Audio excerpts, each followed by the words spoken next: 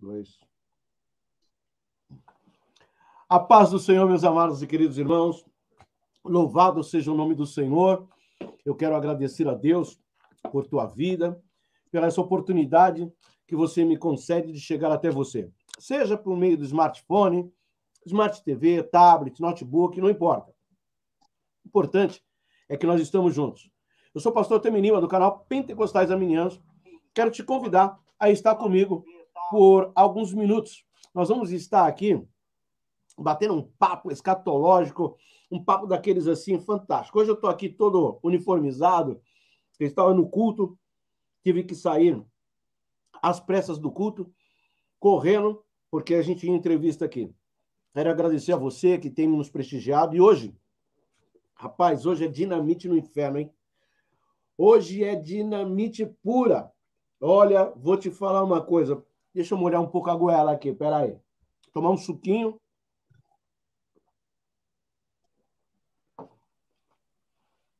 Porque nós hoje estamos recebendo aqui hoje no canal Pentecostais Arminianos. Olha, para mim é uma alegria muito pessoal, um prazer inenarrável receber o irmão Cristiano Medeiros. Quem é Cristiano Medeiros? Meu irmão, o cara tem uma ficha aqui. Olha, só para você ter uma base. Vamos um pouquinho. O cara é advogado. O cara é hebraísta, com certificação, isso é muito importante, pós-graduado em teologia sistemática. O camarada tem um PhD aqui que eu vou te dizer uma coisa, dá até desespero. Mas você sabe que de todas as suas formações, tem uma que me chamou extrema atenção? O camarada é humilde. Estou falando aqui do meu amigo Cristiano Medeiros, autor desta excelente obra, meu irmão. Olha aí. Vê se dá para você encarar a bênção. Olha só. E ela está aqui com o marcador porque eu já estou comendo. Irmão Cristiano é uma pessoa diferenciada no meio de uma geração corrupta. Eu tive o prazer assim de making off, bater um papo, conversar com ele. Uma pessoa extremamente humilde, agradável. É o tipo da pessoa que faz bem para a alma e para o espírito. Irmão Cristiano, eu quero primeiramente agradecer a Deus por tua vida, agradecer pela bondade de nos conceder esse bate-papo teológico aqui no canal Pentecostais Arminianos. Aqui já passou alguns teólogos aí, e o Senhor chega para somar conosco, tá bom? Que Deus em Cristo abençoe, seja bem-vindo, e deixa uma palavra aí para o nosso público que está nos assistindo agora. Agradeço imensamente, pastor Temi, né? Uma honra estar aqui com você. Já te disse em outras oportunidades, repito, né? O Senhor é uma grande referência para mim, né? Tenho certeza que não só para mim, a contribuição sua, do seu canal, é muito importante hoje, né? No meio pentecostal, arminiano. Então, é uma honra imensa estar aqui com você, né? Para a gente estar batendo esse papo. Como o senhor mesmo falou, né? Eu sou advogado, estou sempre nessa ponte aérea aí, fazendo Rio, São Paulo, né? Carioca, cara. Estou tentando convencer, ela vem para o Corinthians, né? Mas está difícil. Aí isso aí vai ficar meio difícil, pastor. Sou pós-graduado em processo civil, né? E também sou pós-graduando em teologia sistemática contemporânea pela Faculdade Batista, né? A FABAPAR, né? Uhum. E, para a glória de Deus, sou casado, né? Há 7 anos, com a Sara Oliveira, minha esposa, né? E a gente vai juntando tudo isso, né? Fazendo um misto disso tudo e contribuindo da melhor forma para o reino, né? Eu sei bem o que é isso. É muito bacana. Queridos, deu para ver que o Cristiano ele é bem seguro e tal, não é de falar muito e tudo. Nem parece que advogado fala, mas ele é um camarada que atenta bastante.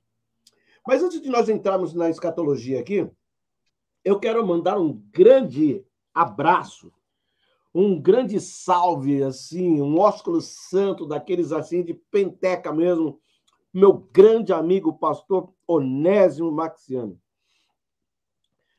Pastor Onésimo Maxiano é esse jovem aqui, lindo. Olha aqui, eu quero mostrar aqui o CD dele e tal, luminoso e tudo.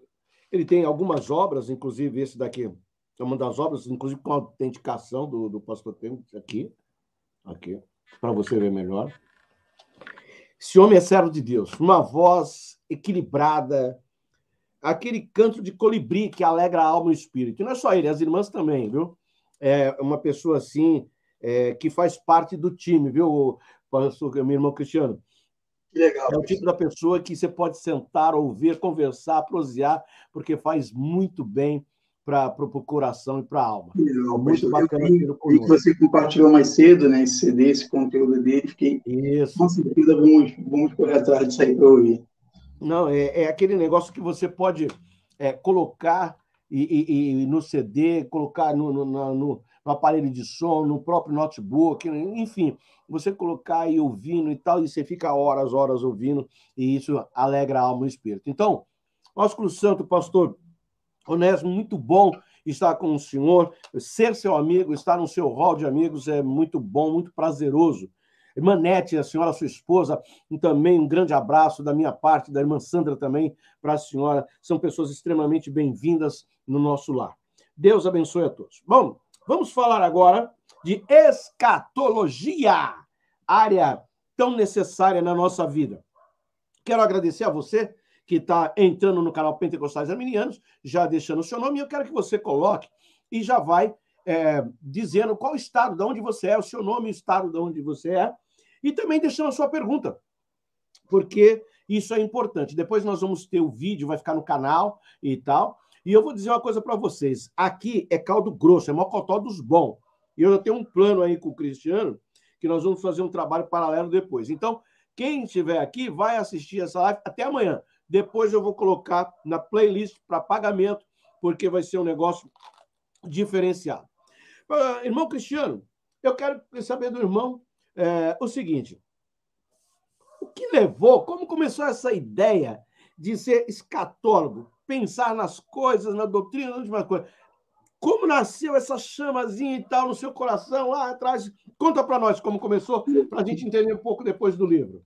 Boa pergunta, pastor. Eu me considero jovem, né? Tenho 32 anos. Eu cresci, né? Me converti com 13 anos de idade, né? Sempre num contexto pentecostal, né? E eu cresci, embora nunca tenha congregado na Assembleia, mas eu cresci ouvindo pastores como, né? O pastor Hernandes Dias Lopes, né? E a gente vai sempre aprendendo, né? Aperfeiçoando, ouvindo aí os grandes nomes, né? Pastor Inês Soares, né? Um grande escatólogo, né? E a gente vai desenvolvendo aí o interesse pela escatologia, né? Desde muito novo eu desenvolvi esse interesse, né? O pastor José Carlos Lima, que eu vi há um tempo atrás fazendo uma live aqui com você, um gigante, né? Um homem que eu tenho uma admiração. José Carlos de Lima. O pastor José Carlos é um brother daqueles assim que você não precisa estar todo dia enfiado na casa.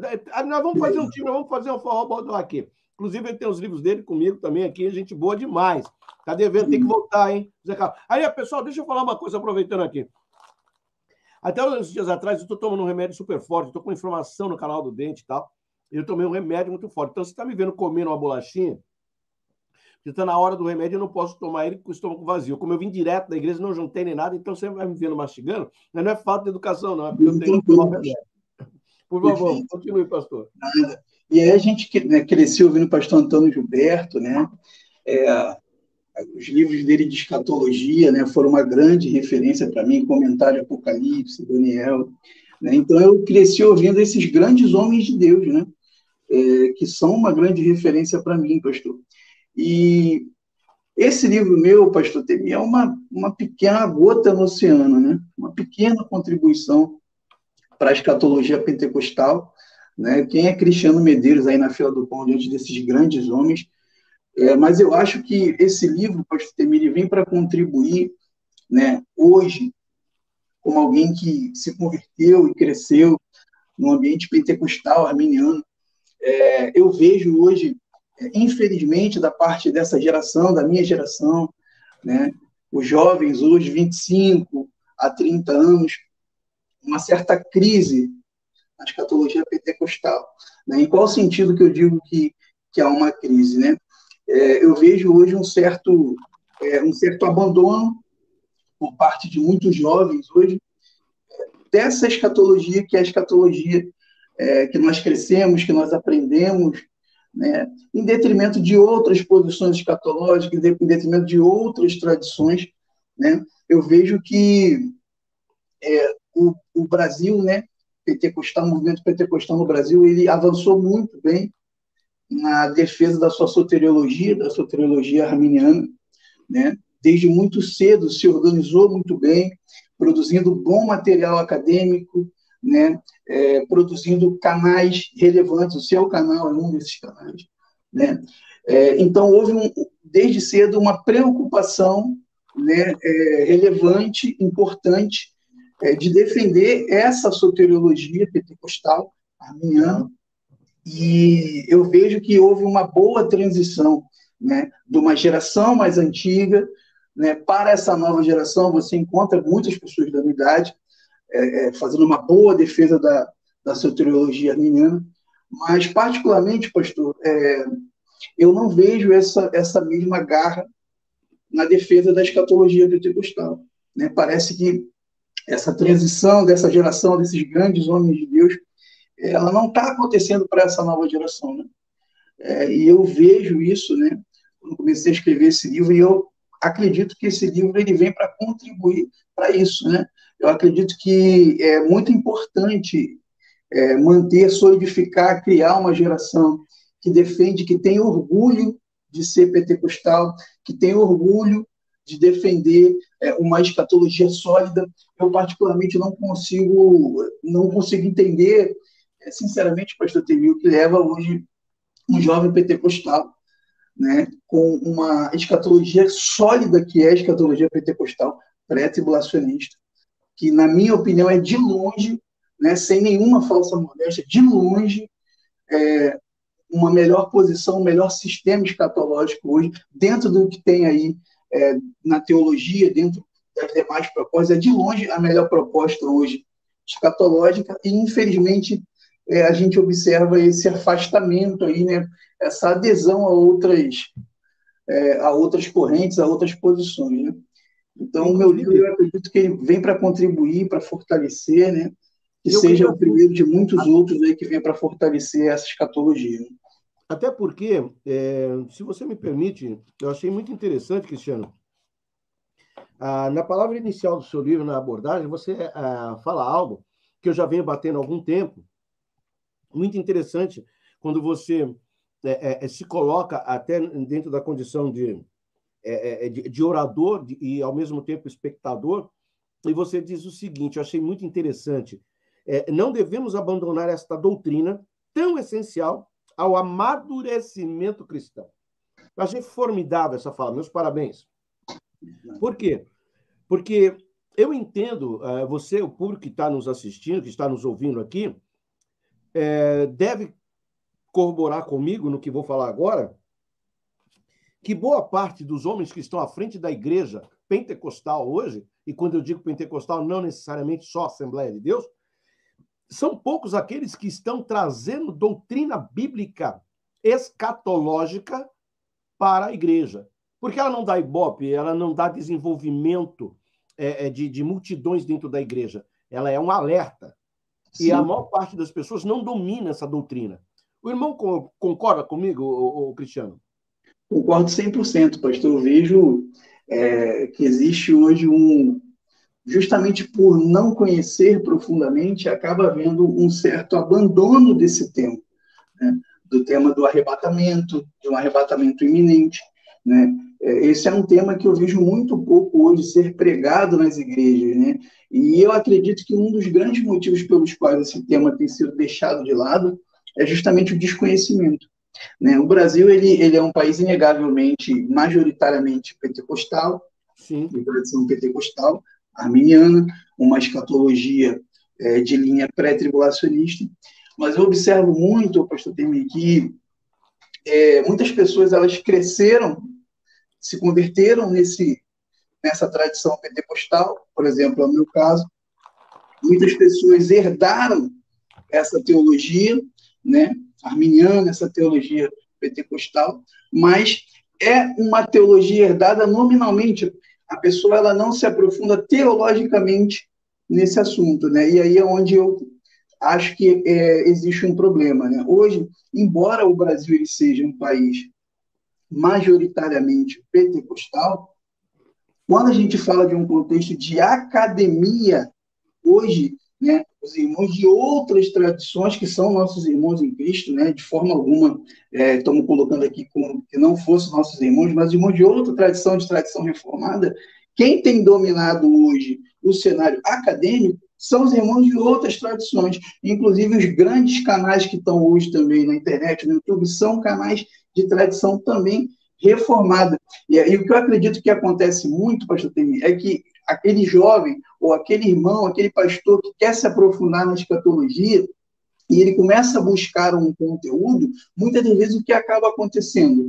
Ele, como um pentecostal nominal, aprendeu uma escatologia nominalmente, mas quando ele vai buscar esse conteúdo, essa solidez teológica, muitas das vezes ele vai cair num conteúdo de outras tradições. E aí, quando ele vai ter o primeiro contato com a escatologia, ele acaba tendo um contato com uma escatologia que não é a posição pentecostal. Né? E aí é onde acabam tendo certas confusões, a pessoa acaba havendo esse afastamento. Né? Me permita fazer uma observação em cima disso, porque é muito importante. Hoje eu tenho visto, e alguns que me acompanham no canal já há algum tempo, alguns anos, sabem, que eu luto para levantar essa bandeira. Eu tenho algumas pessoas, inclusive pentecostais, que às vezes eu me preocupo com o posicionamento dessas pessoas em relação à escatologia arminiana.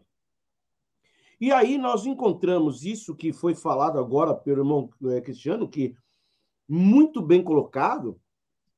Muitas pessoas hoje estão abraçando uma escatologia reformada que distingue e difere da nossa linha, e estão levando isso para ensinos de escola dominicais, para púlpitos e pregações, e está fora da nossa aliança, daquilo que nós defendemos. E está cheio, não é pouco. Aqui atrás eu tenho a coleção de William Hendricks, né, e de Simon Schmecker, e muita gente aí, por aí afora, e eu conheço, não vou dar nome aqui, sabe, Luciano? Não vou dar nome aqui. Mas pessoas que usam dessa ferramenta e estão à frente da Igreja de Cristo pentecostal e estão ensinando essas coisas que diferem da gente. Eu quero dizer para você que esta obra que está em minhas mãos, as últimas coisas, inclusive, eu vou tomar a liberdade de fazer isso, eu vou colocar aqui um link. Claro. Deixa-me ver aqui. Não vou colocar esse link aqui, não, porque aqui, senão eu vou ter problema. Me dá um segundinho aqui, que eu vou colocar o link correto para você que queira, aqui do canal Pentecostais Arminianos, tá? Você que queira adquirir esse material, você pode adquirir, porque ele está chegando para a gente e está disponível aqui. Antes de dar no sequência, eu quero aqui mandar um salve aqui, grande abraço para o meu amigo Cleive, que é lá de cima do Pará, gente boa demais e está nos acompanhando aqui. O auxiliar Fernando, me parece que é da igreja em Pernambuco, ele veio indicado pelo meu amigo pastor Messias, está aqui. A Sara Oliveira está nos acompanhando aqui. O Alexandre Sérgio, de Natal, Rio Grande do Norte. Olha aí que galera bacana. A irmã Sueli também, um abraço, Medeiros, bacana. Muito bom ter vocês conosco aqui. Eu fico extremamente feliz de saber que vocês estão nos dando esse privilégio de estar conosco. Acaba de entrar também o Alexandre Gleiva aqui, Jesus Cristo de Pernambuco, entrando conosco agora, muito legal, tá bom? Olha, a questão da escatologia, ela tem uma ver muito importante. Para você ter uma base, nesse manual, o que me chamou extrema atenção, primeiro a sua diagramação muito bem feita, tá? Mas ele traz alguns pontos aqui, e a doutrina da ressurreição de Cristo, ela é de suma importância dentro desta linha que nós estudamos escatologia. E poucas são as pessoas que abarcam essa linha. Para você ter uma base aqui, o livro, depois você vai encontrar isso, o livro está dividido e subdividido em algumas partes, na verdade, em 4, 5, 8 partes o livro, e cada parte subdividida em partes. E ele vai falando de forma muito clara, muito bacana, uma linguagem pentecostal, e, ao mesmo tempo, ele serve para o acadêmico, mas a preocupação, e eu defendo isso aqui com o Cristiano, foi levar um livro que tivesse fácil acesso para aquele professor, para aquele leigo que não teve ainda a oportunidade de passar pela academia. Então, quero também parabenizá-lo, Cristiano, porque sua ideia foi fantástica em visualizar isso no seu material, tá? Bem, achei muito bacana. Se usa uma linguagem bacana, limpa, clara, objetiva, e que causa um diferencial para aquele irmão mais leigo, mais simples, do norte, nordeste, do sul, do sudeste, que não teve aquela oportunidade, né, de sentar, e ele quer trazer um bom ensino, ele quer trazer uma boa referência, tá? E o livro é carregado de referência bíblica. Irmão, não perca tempo, adquire o seu aí, que tá bacana. Aqui não é Black Friday, porque eu não sou mentiroso, eu não vou vender uma coisa que os caras fazem aí e tal, e ficar aumentando o preço. Aqui não tem Black Friday. Aqui tem palavra de honestidade, tá bom? Bom, já falamos da apresentação do livro e tudo mais, agora eu vou pauleira, agora é chumbo grosso. Primeiro, nós vamos abordar aqui o tópico 3 do livro, que ele vai falar sobre o cronograma profético. Nós tivemos, inclusive, a aula de Gog e Magog, eu tive a oportunidade de dar essa aula, inclusive está no canal, falei algumas coisas, e a minha ideia, acho que não foi bem entendida, não foi causar uma polêmica, mas abrir o entendimento de professores e educadores para essa aula. E está aí no canal, enfim. Achei, tá entrando aqui, espera um pouquinho, Cristiano, preciso dar um abraço aqui. Quem acabou de entrar aqui, olha só, Onésimo dos Santos Maximiano, meu pastor e amigo. Glória a Deus, ele acabou de entrar, falei, e vou falar de novo, talvez ele não tenha visto, está lá atrás da entrevista, está aqui o CD. Vocês babem, porque eu tenho um CD autografado. Tá? Esse homem, meu irmão, isso aqui, quando ele começa a abrir a boca, o inferno começa a resmungar. Na hora que ele começa a dar um brado, sabe o que acontece? Lágrimas caem pelos olhos, entendeu? Coração começa a palpitar mais forte, quebrantamento. Convide este homem para ir na tua igreja para você ver o que eu estou dizendo, se é conversa fiada, viu? E não é só ele, não. É um time ali de negrada, que é os Black Music da Gospel, que é terrível. As irmãs louvam também, é coisa do céu, meu irmão. Amor, pastor? Ósculo Santo para o senhor, deixa eu falar de escatologia aqui. Vamos lá. Cronograma. Ô, Cristiano, muita gente fala da questão da fusão do pré-milenismo com amilenismo, pós-milenismo e tal, e muitas vezes dá uma confusão na cabeça do povo. Manda para nós aí um pouco sobre essa questão do amilenismo, do pré-milenismo, naquilo que nós defendemos. Manda para nós aqui. Essa questão, esse é um ponto muito importante, né, Temir? Você foi num capítulo extremamente importante do livro. Por quê? Na verdade, se a gente for fazer uma análise dos eventos proféticos, a gente tem aí 6 eventos assim muito claros, muito destacados na palavra de Deus, né? Que é o arrebatamento, a grande tribulação, a vinda de Jesus, né, em poder e grande glória, o milênio e depois do milênio o estado eterno, né? São 6 eventos. Eu acredito que não exista uma grande discordância em relação ao fato desses eventos existirem. Os textos bíblicos estão lá, deixando de forma muito clara que esses eventos existem. Não há uma grande discordância quanto a isso.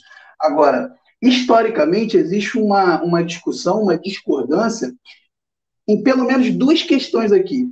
Em primeiro lugar, qual é a natureza desses eventos, né? Se eles são literais ou se eles são alegóricos, né? E, consequentemente, o caminho que eu escolher aqui, um caminho literal ou um caminho alegórico, ele vai influenciar diretamente na ordem desses eventos, no cronograma profético. Porque, veja bem, um dos eventos mais importantes é o milênio, né? Então, se eu alegorizo um evento, significa de que eu tiro, de certa forma, a temporalidade desse evento. Se eu trato o milênio de forma literal, se eu entendo que o milênio é um evento que vai acontecer, que é um evento de 1000 anos literais, quando eu olho para a história, eu vejo que esse evento ainda não se cumpriu.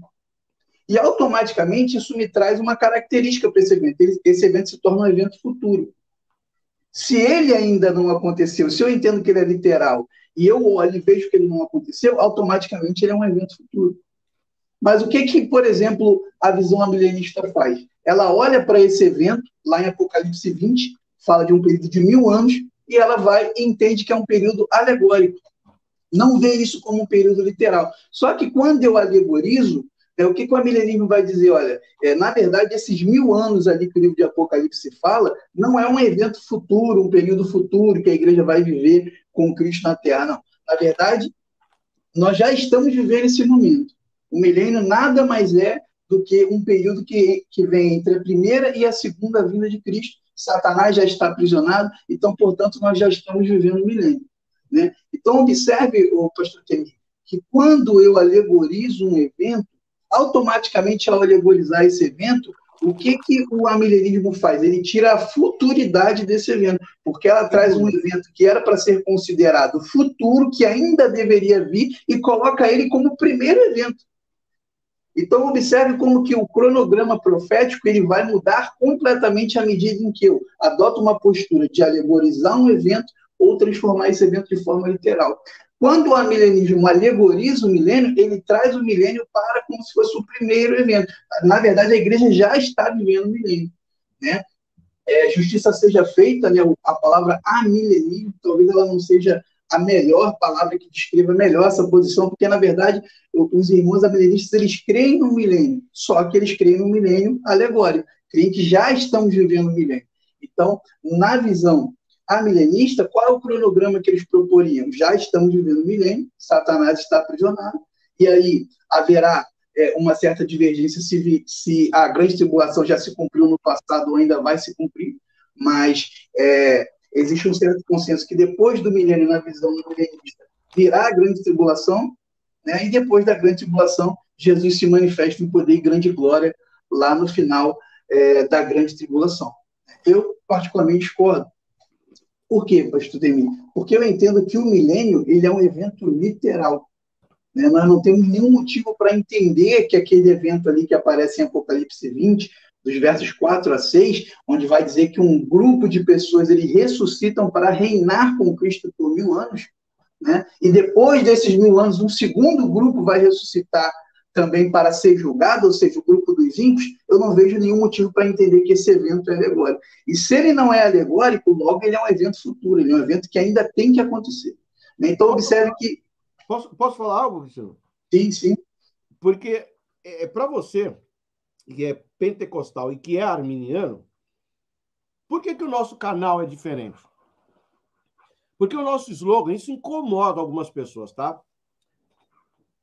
O slogan é: tudo que acontece de melhor na teologia bíblica pentecostal arminiana passa primeiro por aqui.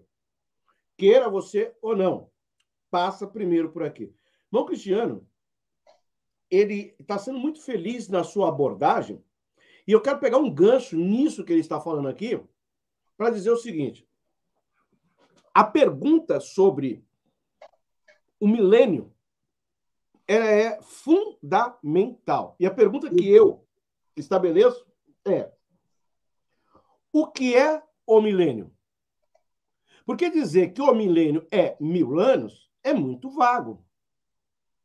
A associação milenar do reino de Cristo ela é fundamental. E a resposta é o seguinte: isso, inclusive, está no meu livro, que eu, inclusive, preciso mandar para o chefe esse livro aí, que senão eu estou lascado, meu. Tem que mandar para ele.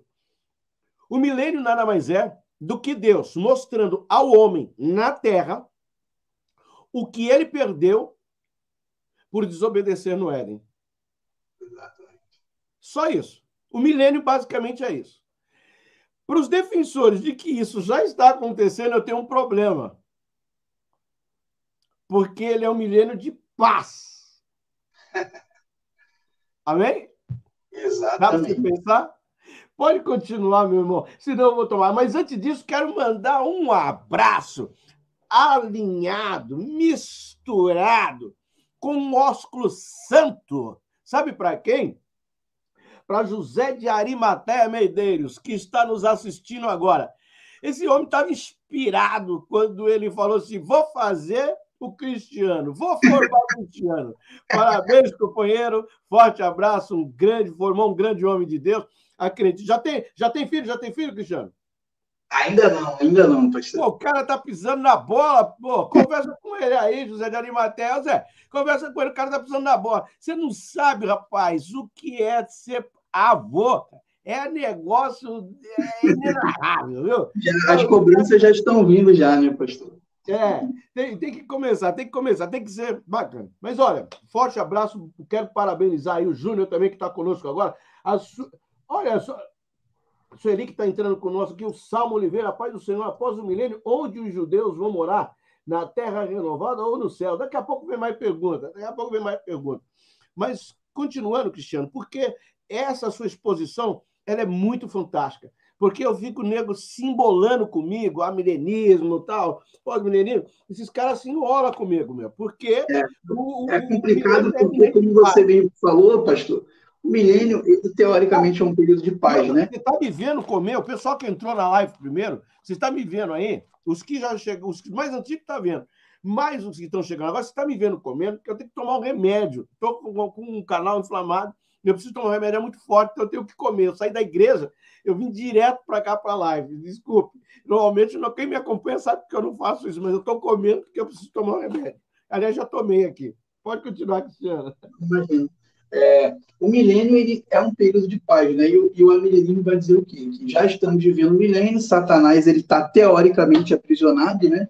E eu não consigo entender como que acontece essa prisão de Satanás, porque como que Satanás está aprisionado e nós estamos vivendo, né, um dos momentos mais difíceis da história, né? Guerras, rumores de guerras, todos os sinais estão acontecendo e Satanás está aprisionado, né? E o amilenismo ele tem um problema seríssimo, né? Que eu acredito que é o maior problema do amilenismo, é que o amilenismo ele acredita que lá no final, quando Jesus vier, vai haver uma única ressurreição. Uma ressurreição de salvos e uma ressurreição de ímpios no mesmo momento para serem julgados, né? Só que quando a gente vai fazer a leitura lá de Apocalipse 20, depois eu convido quem estiver ouvindo, faça a leitura de Apocalipse 20, dos versos 4 a 6, o que vai ficar muito claro lá? Um grupo ressuscita, a Bíblia diz que esse grupo que é ressuscitado, ele é separado para reinar com Cristo por 1000 anos na Terra. E depois dos 1000 anos, a Bíblia vai dizer que um outro grupo vai ressuscitar para ser julgado. Esses são os ímpios. Então, o amilenismo ele tem um grande problema para resolver, né? Como que ele alega que vai haver uma única ressurreição, se a Bíblia está dizendo de forma muito clara que existe uma ressurreição antes do milênio, a ressurreição dos salvos, e depois de 1000 anos é que vai ter uma segunda ressurreição, a dos ímpios, para serem julgados, né? E aí o amilenismo ele vai precisar alegorizar de forma muito gritante esse texto para poder tentar caminhar nesse sentido de que tem uma única ressurreição, né? Então, eu acredito que falha nesse sentido, né? Então, eu acredito que o melhor caminho aqui a seguir é interpretar esse texto de Apocalipse 20 de forma literal, né? O texto é muito claro, os 1000 anos, né? E a partir daí a gente trabalhar com essa perspectiva literal. Se é literal, ainda é futuro, né, pastor Temim? Então, eu acredito que, na verdade, o próximo grande evento importante que está no cronograma profético de Deus é o arrebatamento da igreja. Eu acredito que o arrebatamento da igreja é o evento no cronograma profético de Deus que vai desencadear toda a segunda vinda de Cristo, né? E a partir do arrebatamento da igreja, todos os demais atos eles vão se desencadear, virá o período tribulacional, a igreja, ao ser arrebatada, ela vai ser julgada no tribunal de Cristo, né? Depois ela vai para as bodas do Cordeiro, ela vai para o céu das bodas do Cordeiro, e aqui na terra, os judeus e aqueles que ficarão na terra, eles passarão pelo período tribulacional. Ao final desse período tribulacional, Jesus ele vem em poder e grande glória. E aí Jesus ele vai se manifestar de forma visível, né, para poder fazer uma série de julgamentos ali, e aí sim instaurar o reino milenar. Então observe que o reino milenar ele só vem acontecer depois da volta de Jesus.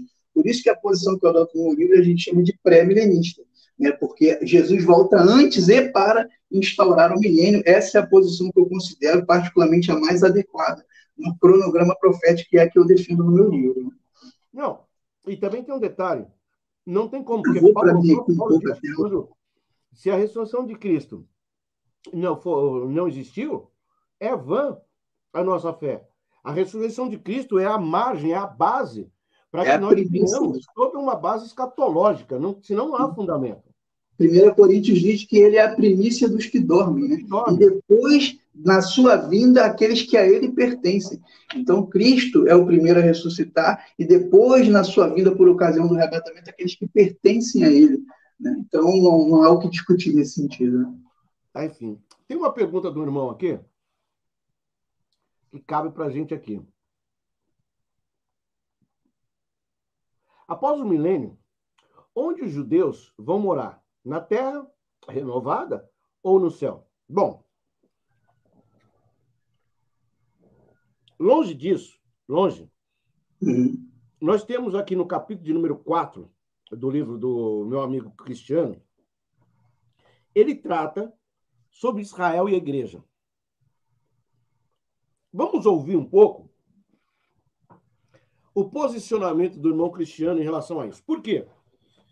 Porque um dos maiores problemas que nós encontramos aí, não de fé, mas de interpretações equivocadas em relação à nação de Israel, é a comparabilidade entre o Israel e a igreja. E aí, como disse aí, são um corpo só, são corpos distintos, há um julgamento para um diferenciado de outro. Tudo isso causa um certo problema para alguns irmãos. Irmão Cristiano, na lente da verdade, o que o senhor defende? O que o senhor diz aqui? Queremos aprender juntos aqui, meu irmão. Perfeito, né? Talvez eu vou começar uma resposta mais longa e aí a gente chega nessa pergunta ao final, né? Porque existe hoje um grupo, né, que ele entende que, na verdade, Deus não tem mais nada a fazer com Israel. Essa que é a grande verdade, né? Para esse grupo, Israel é um povo que Deus levantou no passado, Deus estabeleceu ali algumas promessas condicionais, né? E por Israel não ter cumprido as condições que Deus colocou, portanto, Deus rejeitou esse povo, e então Deus ele substitui Israel pela igreja. Então, na verdade, a igreja é o verdadeiro Israel, na visão desse grupo. É o que se chama de teologia da substituição, é o supersessionismo, é a ideia de que a igreja ela é uma substituta de Israel. Então, todas aquelas promessas que a gente vê no Antigo Testamento, as promessas de Deus para Abraão, a promessa davídica, a promessa palestina, tudo aquilo, na verdade, são sombras. Deus prometeu para Israel, mas no fundo, são promessas que se cumprem espiritualmente na igreja, né? Eu, particularmente, pastor Temi, não consigo enxergar dessa forma, né? Não consigo ver que Deus ainda não tem nada a tratar com a nação de Israel, né? Na verdade, quando a gente olha para a palavra de Deus, a gente vê Deus fazendo promessas para a nação de Israel, né? E Deus ele faz promessas incondicionais. Não são promessas condicionais, são promessas incondicionais. Lá no capítulo 15 de Gênesis, a gente vê Deus chamando Abraão e fazendo uma promessa para Abraão claramente incondicional. Sim, né? Sem dúvida. Essa promessa ela é tão incondicional que a forma como Deus vai fazer ela é interessante, porque o que Deus faz? Deus manda Abraão preparar aquilo que era chamado lá no Velho Testamento de pacto de sangue, manda ele abrir animais ao meio, fazer um caminho, e Deus diz, olha, Abraão, eu venho aqui amanhã fazer um pacto com você, eu quero que você faça todo o cenário necessário para a gente estabelecer esse pacto. E esse pacto de sangue, como é que ele funcionava? As duas partes que estavam fazendo um acordo, elas precisavam passar no meio desses animais ali para poder selar esse pacto, e aí depois que você selava esse pacto, você não podia mais voltar atrás. Mas o que Deus faz com Abraão? Quando chega no dia seguinte, a Bíblia diz que vem um sono profundo sobre Abraão, e Abraão não passa ali. naqueles animais. Abraão fica de fora, Deus faz com que ele durma. E a Bíblia vai dizer que Deus, ele ali na forma de uma chama de fogo, ele passa sozinho no meio daqueles animais, né? O que Deus está transmitindo ali para Abraão? Abraão, eu estou garantindo as promessas que eu te fiz. Não depende de você, depende de mim. Independente da sua postura, eu vou cumprir essas promessas, né? E quais foram as promessas que Deus prometeu para Israel? Em primeiro lugar, Deus fez uma promessa de terra. Claramente, Deus ele fez uma promessa de terra para Israel. Aquele território ali, Deus disse, a sua descendência, a terra que você está pisando, será sua e da sua descendência para sempre. Então, Deus ele vai dizer, o senhor quer comentar? Eu quero comentar, porque eu não aguento. Quando eu encontro um cara que vai na minha linha, quando eu vou na minha linha, eu fico doido. Um dos maiores problemas terrestres que acompanha desde aquela época é o Eretz, ou seja, a terra. A terra é o grande problema. Daí, então, eu não vou entrar por isso, tá? Mas quando nós vemos a Palestina, que está na atualidade e tal, de onde surgiu isso? Que eu vejo a terra de Israel, né? Inclusive, tem um livro aí que é bem bacana sobre esse respeito. Bom, por que eu estou dizendo isso? Porque é tremendo. Eu tenho um texto bíblico que eu vou ter, se o senhor continuar, É claro. porque depois eu vou soltar esse texto bíblico aqui, porque para mim é a chave que distingue, ao mesmo tempo que Deus une o Israel com a igreja para salvar e incorporar no corpo santo, Deus tem com a nação de Israel um pacto, um acordo diferenciado. Sim. E vai acontecer, gente. E eu vou mostrar o texto bíblico aqui e vocês vão ver. Pode continuar, pastor. Desculpa, o Cristiano não é pastor aí. Eu sou pastor porque eu só falo com o pastor aqui, mas receba em nome de Jesus. Daí, um dia a gente chega lá. Eu não sei se é bom. Eu te amo, eu não sei se eu vou desejar isso, mas ore por nós. Não, perfeito. Então, dando continuidade ao que eu estava falando, Deus tem uma promessa de terra para Israel, isso é muito claro na Bíblia, e Deus ele diz, olha, ainda que vocês sejam espalhados pelas nações, eu sempre vou dar um jeito de trazer vocês de volta para essa terra, né? E historicamente é o que a gente vê que Deus sempre tem feito, ainda que Israel seja espalhado pelas nações, como aconteceu, né, em diversas ocasiões, Deus sempre dá um jeito de trazer Israel de volta para aquela terra, né? Deus tem uma promessa de trono para Israel, né? Ele diz, olha, o trono de Israel sempre vai ser da descendência de Davi, né? Então Deus também diz, olha, sempre vai governar aqui, por mais que temporariamente haja um governo que não seja da descendência de Davi, no final, quem vai reinar é o descendente de Davi, né? Então tudo isso aponta, na verdade, para promessas que Deus fez para aquele povo, né? E se Deus prometeu para Israel, não faz nenhum sentido a gente entender que a promessa que Deus fez para aquele povo, por algum motivo que ninguém sabe por quê, Deus agora inverte isso e coloca uma outra pessoa no lugar da promessa da original, né? Eu não consigo entender isso, né? Eu acho que isso, na verdade, parte-se de uma mentalidade errada da relação que existe entre o Novo e o Antigo Testamento, né? Porque o que a teologia da substituição vai entender? Olha, se existe uma promessa no Antigo Testamento e essa promessa ela não é confirmada no Novo Testamento, logo eu tenho que concluir que essa promessa não tem mais validade. Quando, na verdade, é o contrário. Se Deus fez uma promessa no Antigo Testamento e ele não disse nada no Novo Testamento, o que também não é verdade nesse caso porque ele disse, mas vamos supor que Deus não disse nada. Deus só precisa prometer uma vez qualquer coisa. Essa promessa ainda está de pé. O Novo Testamento não anula o Antigo Testamento. Ele agrega revelação, né? Ele traz luz, mas ele não anula o Antigo Testamento. Então, essas promessas elas continuam de pé para quem elas foram feitas, que foram para a nação de Israel, né?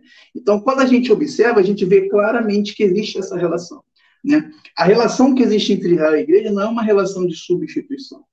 Ela é uma relação de ênfase, né, de sucessão. A igreja ela sucede Israel temporariamente, mas ela não substitui Israel definitivamente, né? E aí a gente inevitavelmente tem que ir para Romanos 11, né, onde Paulo ele vai dar o exemplo da figueira. O que Paulo está dizendo ali no exemplo da figueira? É que, inclusive, eu assisti uma live há um tempo atrás que o senhor fez com uma outra pessoa de grande nome, mas acho que ele foi muito injusto ali na colocação que ele disse que que o dispensacionalismo, ele, na verdade, afirma que existem duas árvores. Bom, eu sou dispensacionalista, eu nunca afirmei isso, eu nunca vi nenhum dispensacionalista afirmar isso. O dispensacionalista, ele interpreta Romanos 11 de que forma? Da forma como está escrito no texto. Existe ali a figueira natural, os galhos da figueira são os judeus, e aí Paulo diz de que Deus, pela incredulidade, ele arranca os galhos naturais e enxerta novos galhos, que são os gentios. Então, o que Paulo está dizendo? Olha, existe uma mudança de ênfase aqui. Os judeus, pela incredulidade, eles estão saindo temporariamente, existe uma nova ênfase agora nos gentios, só que Paulo encerra dizendo assim, mas Deus é poderoso para enxertar os galhos naturais de novo. É o que ele está dizendo. E aí ele vai completar depois lá, na frente, dizendo, e todo Israel será salvo. Então, o que ele está dizendo? Que no futuro, essa mudança de ênfase ela vai voltar de novo para Israel. Né? Então, quando nós dizemos que existe uma distinção entre Israel e igreja, é essa distinção. Né? Deus ele coloca a igreja ali, inclusive Paulo usa a expressão que Deus ele coloca a igreja para causar ciúmes em Israel. Né? E Paulo vai dizer, eu mesmo sou judeu. Ele diz, por acaso Deus esqueceu o seu povo? De maneira nenhuma, eu mesmo sou judeu. E aí Deus ele vai dizer, olha, Deus ele trouxe, Deus ele chamou ali os gentios para causar ciúmes em Israel. Né? Então Deus ele tem sim algo a fazer com Israel. Eu acredito que no futuro Deus ele voltará a tratar com a nação de Israel. Né? E se de fato eu estou correto nessa conclusão, se Deus ele faz distinção no plano profético das promessas para Israel e das promessas para a igreja, isso vai trazer repercussões importantes nos eventos proféticos. Porque existem eventos que eles são para a igreja. Por exemplo, o arrebatamento. O arrebatamento é um evento profético para a igreja. Israel não sobe, quem sobe é a igreja. Mas também existem eventos proféticos que são para Israel. Por exemplo, a grande tribulação. A grande tribulação é um evento profético para Israel, não é um evento para a igreja. Então, eu acredito que essa distinção ela é importante para a gente poder discernir quem participa ou não participa de um determinado evento. Agora, eu particularmente entendo que Deus ele faz essas distinções enquanto ele está progredindo a revelação e o projeto dele neste mundo. Mas quando a gente chega no estado final, para Deus não há mais essa distinção. Eu, pelo menos, entendo assim. Alguns irmãos vão entender que Deus ele vai fazer essa distinção eternamente. Quando chegar lá no estado final, vai continuar dividindo Israel e igreja, e aí eu particularmente já dou um passo atrás, porque eu entendo que Deus ele faz essa distinção entre Israel e igreja para concluir o projeto dele, enquanto ele desenvolve o projeto dele escatológico. Agora, quando a gente chega no estado eterno, para Deus não faz mais diferença se é Israel ou se é igreja, porque aí nós chegamos no estado final. Né? Então, entrando um pouco na pergunta, onde os judeus vão ficar, né? Na Nova Jerusalém ou na Terra, para mim isso não faz mais sentido, porque a Bíblia diz de que vai ser uma coisa só, e aí eu não consigo mais fazer essa distinção entre onde o judeu vai ficar ou onde a igreja vai ficar, porque eu entendo que Deus ele já concluiu o projeto dele, então eu não vejo mais essa distinção. Perfeito. Olha, como aqui não é nada programado, tá? Aqui é ao Sim. vivo. Não teve um make-off fora tal. Não, normal. Mas isso que o irmão Cristiano falou, eu já tive em outras oportunidades e eu dei um nó na cabeça de uns camaradas por causa disso. Existe um texto, inclusive num trabalho que eu tenho sobre as 10 virgens, eu explico sobre isso, né? E até nós tivemos batendo um papo, né, Cristiano? Atrás, falando sobre as 10 virgens. Podem ficar tranquilos que nós não vamos falar sobre as 10 virgens aqui. Tá? Porque teríamos que ter uma live para as 10 virgens especificamente. Mas, dentro desse aparato do capítulo 25 do Evangelho, segundo escreveu São Mateus, existe algo bem importante, bem importante. E eu vou colocar aqui, não tomando a sua parte, Cristiano, mas um trabalho que eu já tenho, eu só vou ampliar ele, que diz o seguinte, olha só, no capítulo 25, no versículo 34, diz assim, então dirá o rei aos que estiverem à sua direita, vinde, benditos de meu Pai, possuí por herança o reino, que vos está preparado desde a fundação do mundo. A questão aqui é que nós estamos falando de bênção, não de maldição. Estamos falando de bênção, benditos. Quem são esses benditos que estão pré-estabelecidos desde a fundação do mundo? Para nós entendermos esses escolhidos aqui, né, esses benditos, aliás, né, nós temos que ir lá no versículo 40, quando Jesus começa a explicar um fato bem interessante. E respondendo o rei, lhes dirá: em verdade vos digo que quando o fizeste a um desses meus pequeninos irmãos, a mim o fizeste. Nós não vamos encontrar em nenhuma parte das Sagradas Escrituras, principalmente do Novo, Jesus se referindo à igreja na condição de irmão direto, mas sempre associando com Israel. Então, esses pequeninos está tratando Israel. Quando? Após a grande tribulação, quando a igreja já está com Cristo. E esta parte desse versículo é para aqueles que serão salvos durante a grande tribulação. E nesse período aqui, esses pequeninos são os judeus. Mas por que nós só vamos encontrar esta expressão aqui em Mateus? E eu explico. Porque as 5 divisões salmúdicas são contidas dentro do evangelho somente de Mateus. E só o judeu convicto sabe, entende, que ao se converter a Yeshua, ele acha as 5 divisões talmúdicas aqui dentro. E essa é uma dessas divisões salmúdicas. E esse versículo 25, 34, que vai para lá depois da grande tribulação, quando o pessoal é salvo, e aí a igreja já está com Cristo, mas ainda haverá salvação, ainda haverá remanescentes. Olha só o que Romanos, capítulo 8 e verso 17, fala desse versículo dos benditos de meu Pai. Olha só. E se nós somos filhos, Paulo está usando aqui o chamado plural de modéstia, se colocando todos em um único barco, porque não há distinção para Deus. Tá? Somos, logo, herdeiros também, herdeiros de Deus, herdeiros de um reino e herdeiros de Deus. Não só herdamos Deus como nosso Pai eterno, Criador eterno, mas também herdeiros como filhos. E aí ele continua. E co-herdeiro aonde? Em Cristo. Esse co-herdeiro está o seguinte, alinhando a nação de Israel em Cristo Jesus, quando eles reconhecem o Messias. E aí ele continua. É certo que se com ele padecemos grande tribulação, para que também com ele sejamos glorificados. Esse texto especificamente traz uma noção muito clara dessa distinção. Tem um livro de uma editora Edições Vida Nova, em que o autor, o Cristiano, ele é ferrenho em dizer a distinção, tá, e mete o pau e tal. E eu fiz uma live, não me lembro o título da live, está aqui no canal, em que eu mostro isso, tá, para ele. Bom, até hoje ninguém me refutou. Tem aquele texto, né? Não vos torneis pedra de tropeço, né? Nem para os judeus, nem para os gentios, nem para a igreja de Cristo. Então, Paulo está mandando uma carta para a igreja e está dizendo, ele mesmo está fazendo a distinção, né? Não vos tornei pedra de tropeço, nem para o judeu, nem para a igreja, nem para os gentios. Ou seja, se ele está dizendo, fazendo distinção de igreja e judeu, é porque ainda no Novo Testamento Deus faz essa distinção. Porque senão, por que ele faz essa distinção? Não vos tornei pedra de tropeço para judeu, para gentio, nem tampouco para a igreja de Cristo. O judeu não é a igreja de Cristo. Então, na visão da teologia da substituição, então Deus não precisaria fazer essa distinção, né? Então, eu particularmente acredito, tenho bastante convicção de que dentro do plano profético de Deus, Deus faz sim essa distinção. Olha que bacana.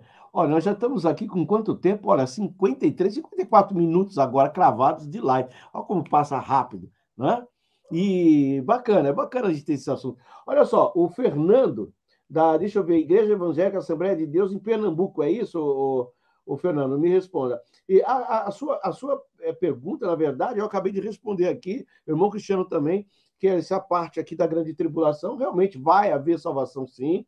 Há uns doidos por aí dizendo que não, mas para mim tudo bem, cada um pensa o que quiser, mas vai haver salvação, sim. Tá? Só que, deixando claro, eu não consigo acreditar que Deus vai deixar a igreja passar pela grande tribulação. Eu não consigo entender isso, né? Inclusive, o irmão ele pergunta aqui se isso não seria salvação por obras, né? Porque ali, lá em Mateus 25, é o texto que você leu, vai dizer, né? Olha, quando eu tive fome, você me deu de comer. Então, entra no reino bendito de meu Pai. Então, será que isso não seria salvação por obras? Ele está entrando no reino apenas porque ele deu de comer? Evidentemente que o ponto não é esse, né? A Bíblia não ensina em lugar nenhuma salvação por obras. A salvação sempre foi e sempre será pela fé. Na verdade, aqui, o que Jesus está destacando é que no período tribulacional haverá nações que entenderão o momento profético, não se aliarão ao anticristo e entenderão pela fé, aceitarão Jesus pela fé. E por aceitar Jesus pela fé, eles vão exteriorizar isso em obras, né? E aí a gente vai lá para Tiago, né?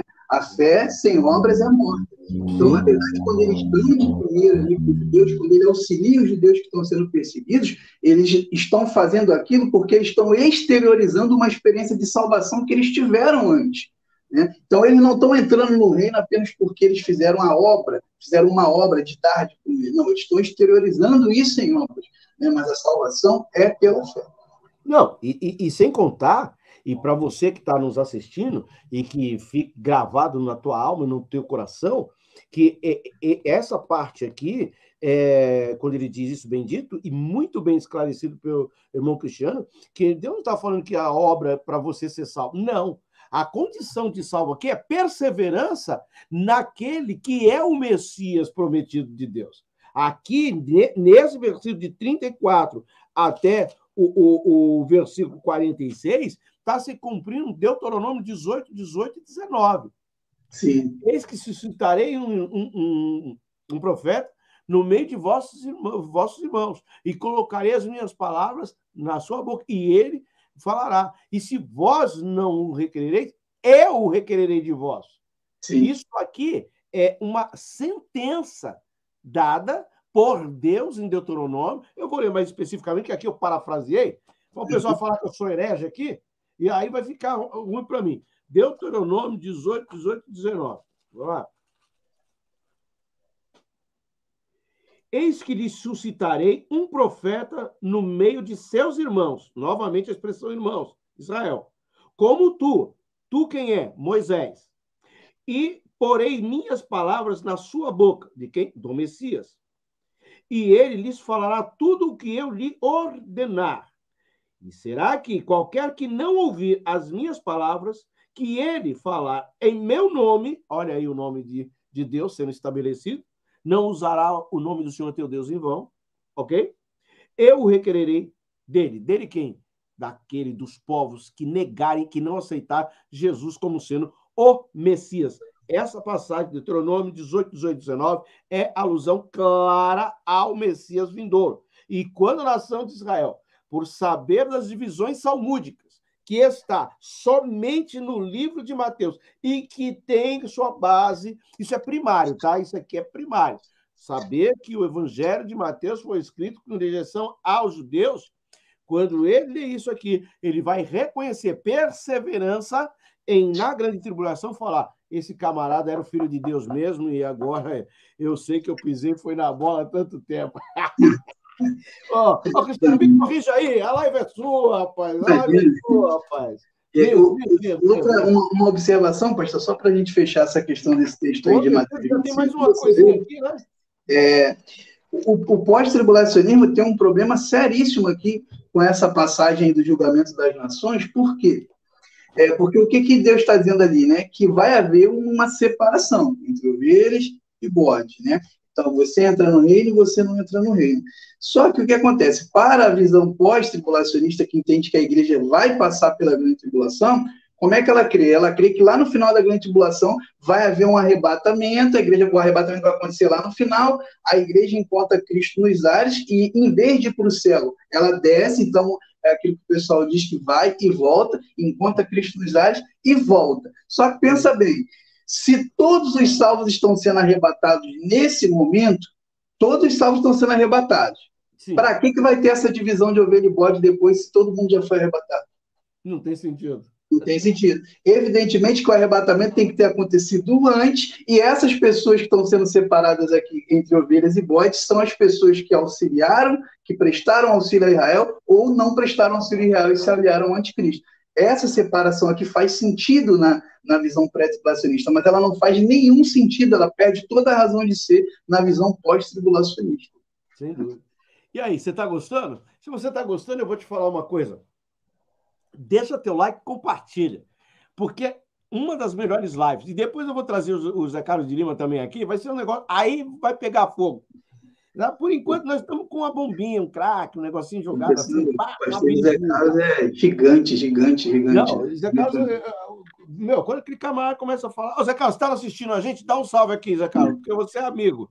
Pastor... A gente aqui é bacana. Olha, tem inclusive o Fernando está dizendo aqui, meu irmão Cristiano, o pastor Temer sanou minhas dúvidas. Bacana, rapaz, eu fico feliz aqui por ter ajudado. Mas o Big Boss aqui da vez é o Cristiano. Bom, vamos para um outro papo aqui. Já falamos de Israel, já falamos de negócio. Vamos para o terceiro ponto. Gente, é muita coisa. Vamos ter que fazer outra live, hein? Tem que fazer outra live. O que vocês acham? Hein? Eu vou trazer o Cristiano na madrugada profética que a gente fez, na madrugada teológica. Eu vou trazer ele aqui. Vamos fazer um negócio da madrugada. Topa, Cristiano? Topa? Claro, com certeza. Nós vamos fazer um negócio bacana. Vai fumar, a cobra vai fumar. Entendeu? Aqui vai ser oração, jejum e tal. Da última que eu fiz, juntei mais de 300 pessoas aqui e tal. Eu vou chamar o pastor Zé Carlos, o senhor, vou chamar uns 2 brothers aí e tal, e nós vamos fazer um forró bodó aqui, vamos incomodar o inferno. Deixa eu ver quem está entrando. Salmo Oliveira. Reformulando a pergunta, onde vão habitar os salvos durante a tribulação e o milênio? Meu querido, é o seguinte, no milênio nós estamos com Jesus. Na tribulação o pessoal está aqui se ferrando, você está entendendo? Porque eu digo sempre o seguinte, algumas pessoas dizem assim, se você não vier pelo amor, você vem pela dor. Eu dou risada desse negócio. Meu irmão, por enquanto, nós ainda estamos vindo pelo amor, mesmo com toda a dificuldade, é amor. Difícil vai ser na tribulação, você ter dinheiro e não ter como comer, você ter sede e não ter como beber, se ficar doente não ter como curar. Você vai estar lascado, querido. Então é bom aceitar Jesus agora. Mas vamos lá. Arrebatamento. É 2, é 1, é nenhum. Arrebatamento secreto. Será que não existe? Meu Deus, como que será que é isso? O irmão Cristiano, ele é uma daquelas mentes que aparece uma vez só. Ele é o tipo de one people, sabe? É uma vez. Não tem duas. Por quê? Ele fez aquilo. Eu gosto muito de história. Eu não sei se eu já falei para vocês. Então, apesar de não ser formado em história, mas minha vida toda eu trabalhei com história e tal. Fui agente de viagens, tive agência e tal. Então, sempre está envolvido com história, geografia. Então, está dentro da minha praia. E o meu conceito teológico é sempre trazer referências históricas e tal. Quando eu peguei esse material nas minhas mãos... eu vou matar você no coração agora. Eu gosto dessas coisas. Isso aqui é coisa de crente. Vou deixar você triste, tristinho. O meu tem dedicatória. O meu tem... Cadê aqui, ó? Peraí. Vai ver aqui, ó. O meu tem... Tá bom? Só para você ficar triste, tá bom?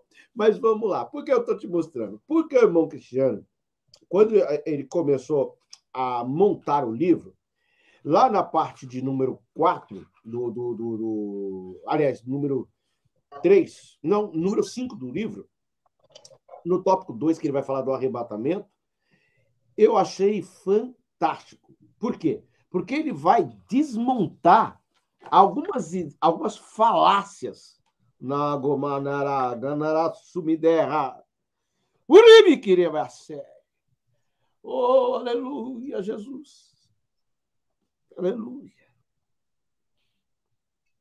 É importante, irmãos, a gente entender que há pessoas que, quando está escrevendo, ele recebe um toque de Deus diferenciado. O Cristiano foi muito feliz porque ele vai trazer a parte histórica sobre essa questão, desmontando, literalmente desmontando interpretações equivocadas. Meu irmão, eu quero dizer para você, do fundo do meu coração, se você puder adquirir esta obra, não porque está comigo. Eu nem ia falar isso, mas eu estou trabalhando para o rei, não estou trabalhando para nego. Infelizmente, o livro dele saiu pela editora Reflexão. Está aqui, está aqui. Infelizmente, falei para ele. Tá?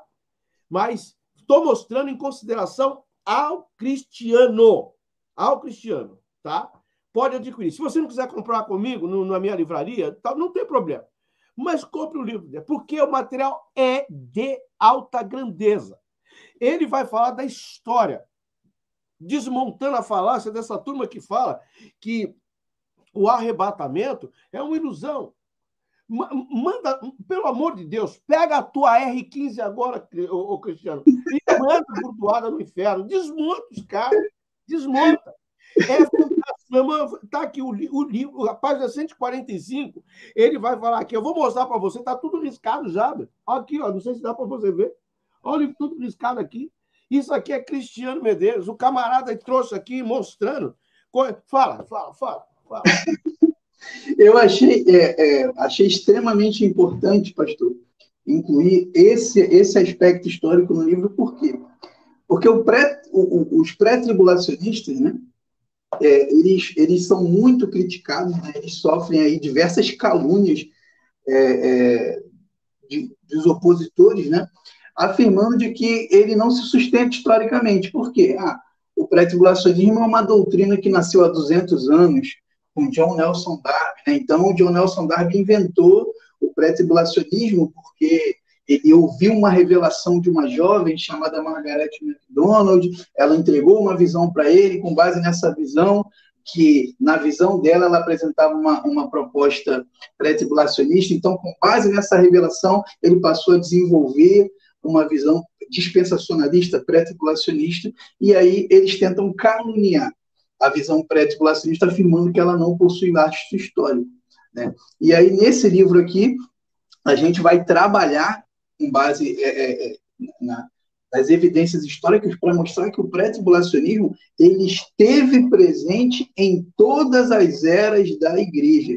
E aí eu vou dividir a igreja na era da igreja primitiva, na igreja medieval, na igreja reformada e na igreja moderna. Não existe um período da igreja onde os elementos do arrebatamento pré-tribulacional eles não estão presentes, né?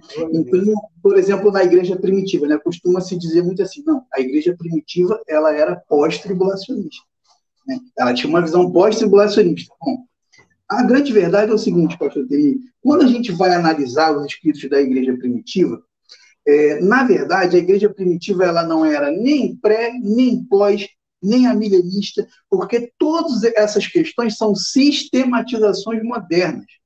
Né? O pré-tribulacionismo, o pós-tribulacionismo, todos esses sistemas teológicos, eles são modernos, eles foram elaborados e desenvolvidos modernamente. Mas quando a gente vai lá para a igreja primitiva e a gente começa a analisar as crenças da igreja primitiva, a gente começa a observar o seguinte. Primeira coisa, a igreja primitiva, ela tinha uma crença notória naquilo que se chama de quiliasmo. O que é o quiliasmo? O quiliasmo é a ideia de que, depois que Jesus voltasse, a igreja reinaria com 1000 anos com Cristo na Terra. Certo? Que é o que a gente estava falando aqui. A igreja primitiva sempre acreditou que quando Jesus voltasse, haveria um reino literal e milenar na Terra por 1000 anos. Isso era uma crença estabelecida na igreja primitiva. Agora, outra questão muito interessante, a igreja primitiva, ela tinha uma crença na iminência.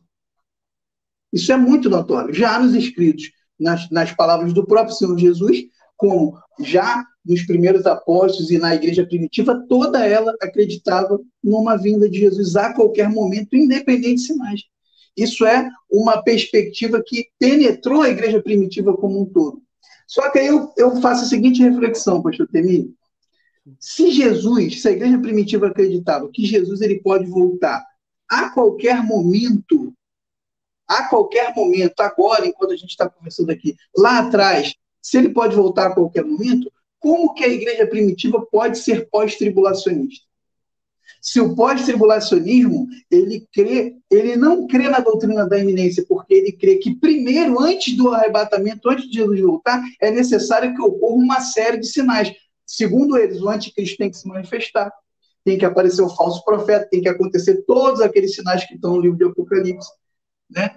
Então, observe o seguinte, o pós-tribulacionista, com todo respeito, são irmãos em Cristo, nós não estamos falando de divergências aqui, de heresia, deixar isso muito claro aqui para quem está nos ouvindo, são divergências teológicas. Dentro do aspecto escatológico, são diferenças, inclusive, saudáveis, né? Só que, veja bem, um pós-tribulacionista, ele não pode subir no púlpito dele, pastor Temir, ele não pode subir no púlpito da igreja dele e pregar, acerta a sua vida, porque Jesus ele pode voltar agora. O pós-tribulacionista não pode fazer isso, infelizmente. Não pode. Tá? Inclusive, muitos pós-tribulacionistas eles se orgulham em dizer isso.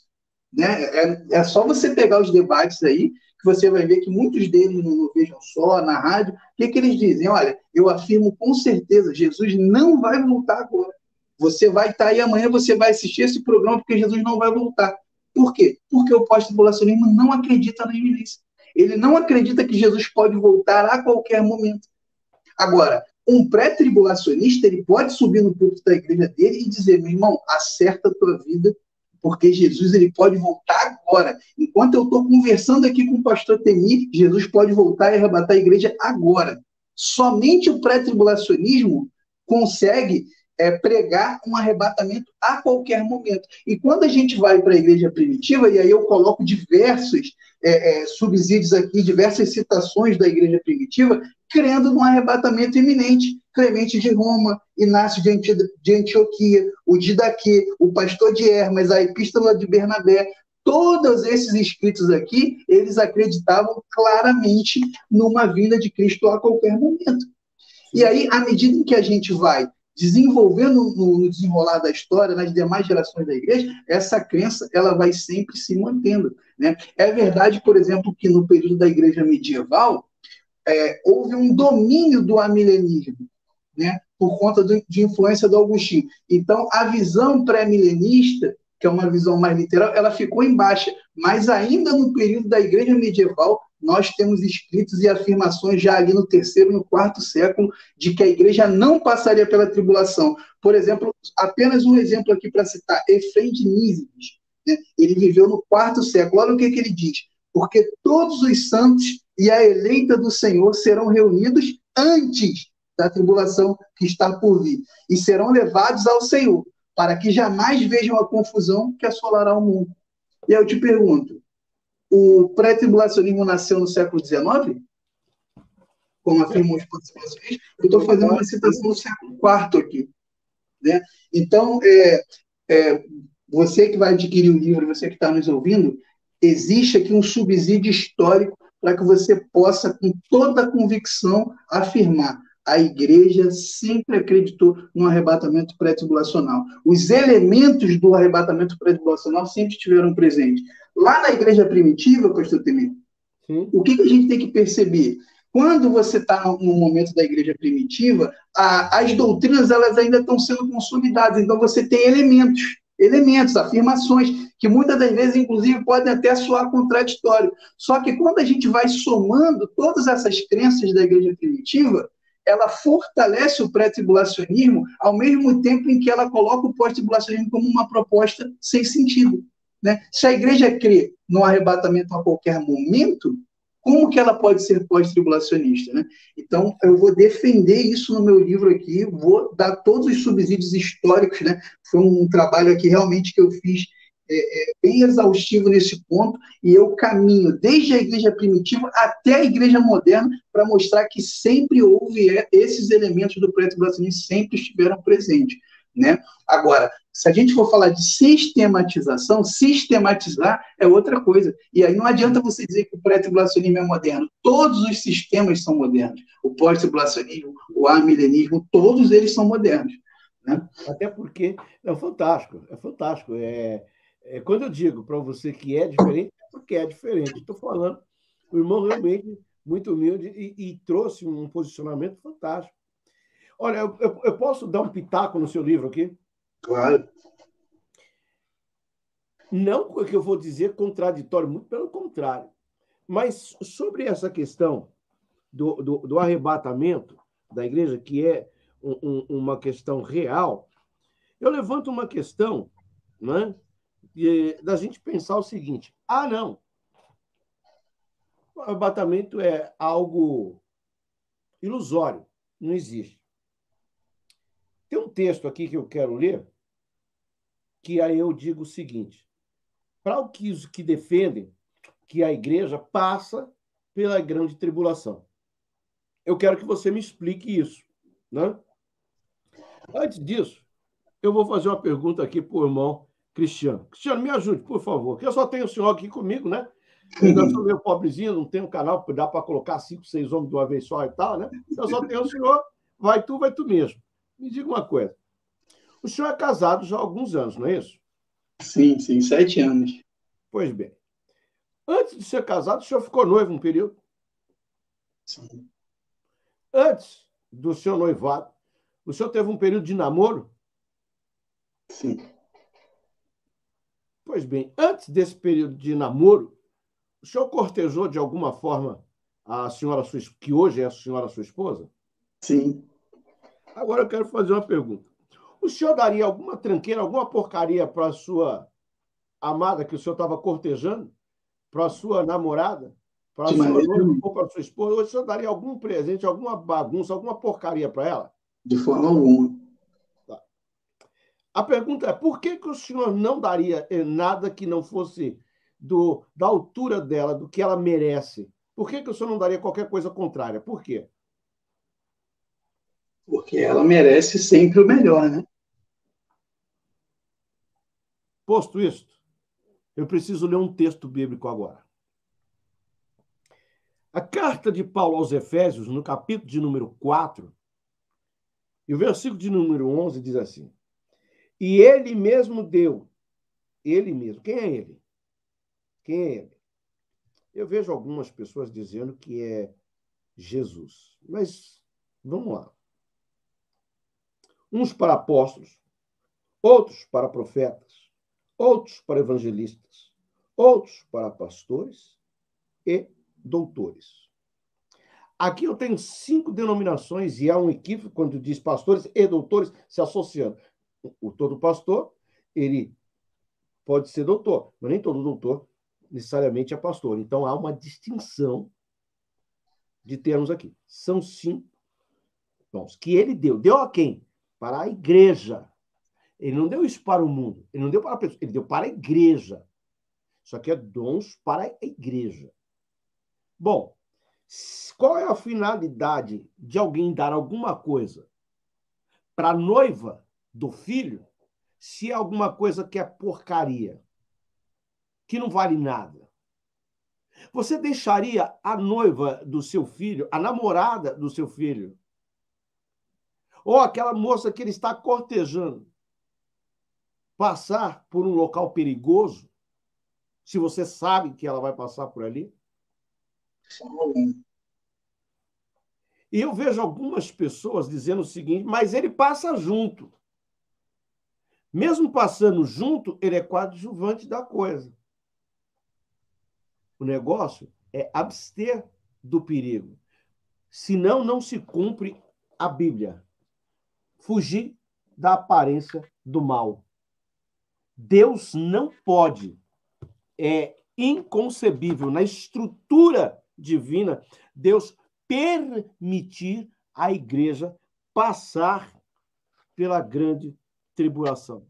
O arrebatamento da igreja é real. É real. Sem dúvida. Eu quero aqui levantar uma questão. Os livros ainda não chegaram. Eu quero que a primeira pessoa que responder aqui no canal, a primeira pessoa, como eu não tenho o livro ainda, espera um pouco. O senhor me dá um segundinho, pastor Cristiano? Só um minutinho. Espera aí.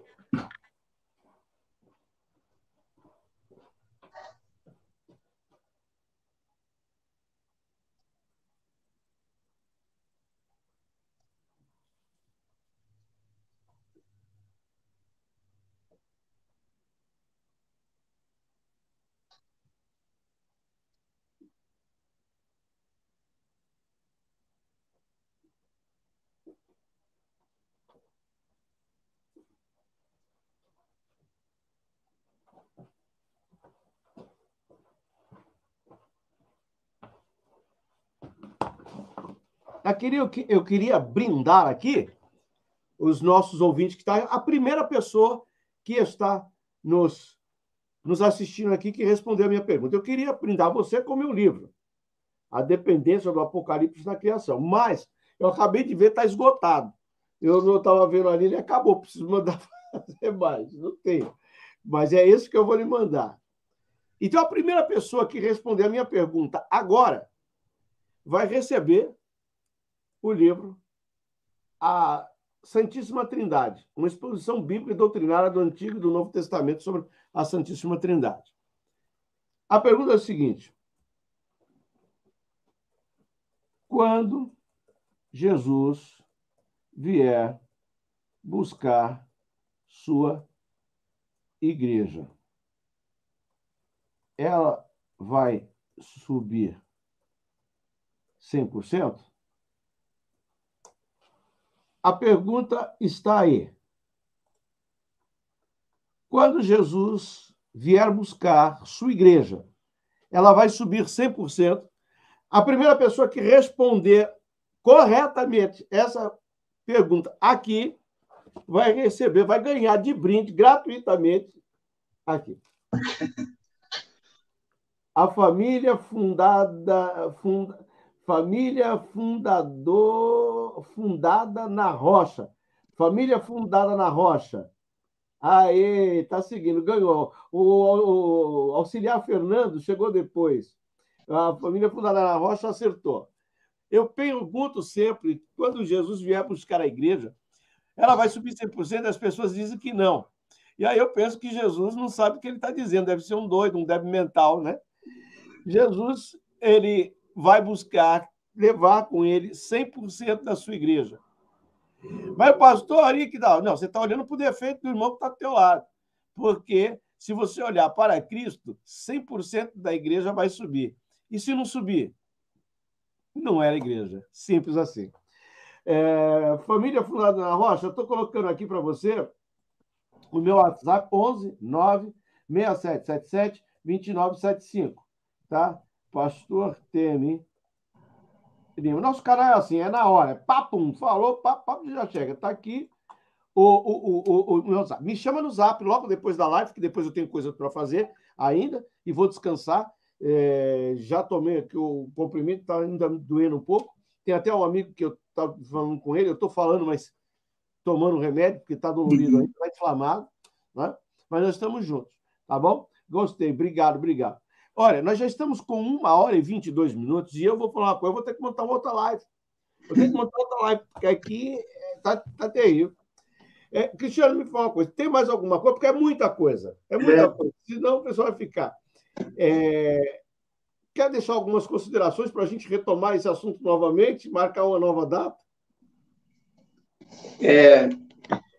Realmente a gente teria muita coisa aqui para falar do livro, né, pastor? A gente não chegou nem perto, né? O livro ele é muito extenso, né? Eu trato do sermão profético de Jesus aqui, Mateus 24, trabalho todo o sermão profético, todo o contexto dele, faço comentário exaustivo ali da parte profética do livro de Daniel, então a gente vai trabalhar ali, né? O livro de Daniel ele tem uma parte histórica e uma parte profética, né? A partir do capítulo 7 em diante, Daniel ele começa a tratar da parte profética, e aí a gente trabalha todos esses capítulos ali também. Existe um comentário aí completo do livro de Apocalipse também, no final do livro, né? Então é uma obra muito extensa, né? Certamente quem adquirir esse livro aí vai ter uma obra para a vida inteira, né? Que é um manual, uma consulta. Então, certamente vai estar muito bem servido aí de boa escatologia, não tenho dúvida nenhuma disso. Bacana. Cristiano, eu só quero agradecer, porque nós poderíamos ficar muito mais tempo aqui, mas manda a regra que a gente coloque mel na boca das pessoas, né? E nós vamos trazer. Eu estive conversando com o Cristiano aqui em off, e nós estamos falando de fazermos uma live específica só sobre o livro de Daniel.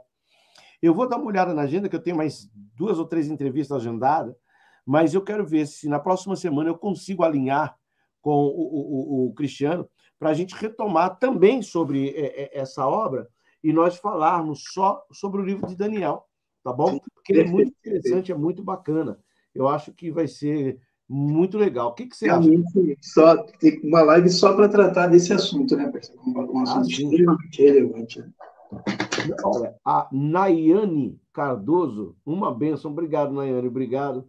Olha, família fundada na Rocha, bacana. A todos vocês que estavam aí nos assistindo, 1h25 praticamente aqui, 1h25 agora cravado. Foi muito bacana ter você com a gente. Compartilha, tá? Manda aí a tua opinião, a tua pergunta, e nós vamos formular para passar para o próxima live e tal. Cristiano, você ganhou um amigo, nós tivemos a oportunidade de nos falar hoje e tal, e é um carinho muito grande para mim poder saber que Deus ainda tem alguns remanescentes nessa terra, homens como o senhor, não se acha a todo momento. Nós sabemos que é uma pessoa diferenciada, muito grato. Eu não moro no Rio de Janeiro, moro em São Paulo, né? Mas eu gostaria muito de estar no Rio para poder colher um pouco das migalhas que caem à sua mesa, que certamente são boas fontes de alimento e é muito saudável ouvir o irmão sempre. Muito obrigado pela tua participação conosco. E assim, como eu sempre digo, depois que o filho é bonito, todo mundo quer ser o pai. Muitos vão procurar, muitos vão atrás do Cristiano, mas não esqueça do amigo, porque você marcou território muito pessoal aqui no meu coração, viu? Deus abençoe. Perfeito, pastor. Eu que agradeço aí profundamente, né, estar batendo esse papo com você.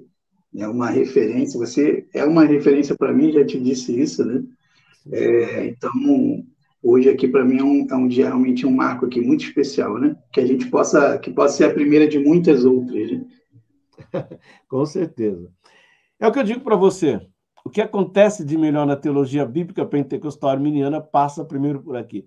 Queira você invejoso ou não, é aqui que o point acontece, tá bom? Querido Deus e Pai do nosso Senhor e do nosso Salvador Jesus Cristo, glorificado, exaltado, magnificado, seja o teu nome entre o povo. Senhor, eu quero te agradecer pela oportunidade que o Senhor nos deu neste dia.